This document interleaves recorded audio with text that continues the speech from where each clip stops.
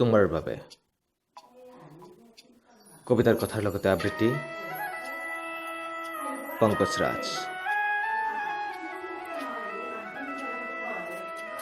প্ৰেমৰ সুবাস কেৱল তোমাৰ বাবে, হিয়াৰ বাইটি কেৱল তোমাৰ বাবে,